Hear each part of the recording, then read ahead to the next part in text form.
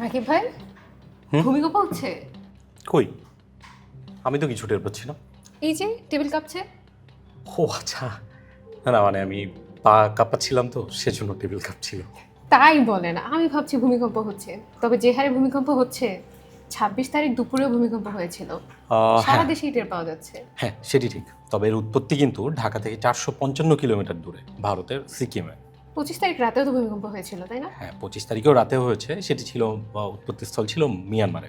ও, তাহলে ফেব্রুয়ারি মাসে এই নিয়ে মোট 9বার ভূমিকম্প হলো, তাই তো? হ্যাঁ, তবে বড় মাত্রার কোনো ক্ষয়ক্ষতির খবর পাওয়া যায়নি বলে আলোচনা কিন্তু তেমন হয়নি। তবে তুমি কি জানো এই অঞ্চলে এত বড় মাত্রার ভূমিকম্প হয়েছে যে বড় দুটি নদী ব্রহ্মপুত্র এবং পদ্মার গতিপথে পাল্টে দিয়েছিল সেই ভূমিকম্প। তাই নাকি? হ্যাঁ, এছাড়াও এমন ভূমিকম্পের দিনের কথা শোনা গেছে যে দিনে 200 বারের চেয়েও বেশি ভূকম্প হয়েছিল, এবং সেগুলোর হিসাব পাওয়া যায় সরকারি নথি এবং তখনকার পত্রপত্রিকাতে। 200 বার? হ্যাঁ, 200 বার।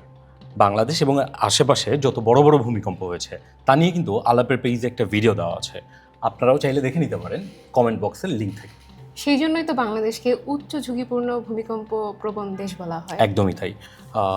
তাহলে ভূমিকম্প হলে কি করা উচিত? নিরাপদ স্থানে আশ্রয় নেওয়া উচিত।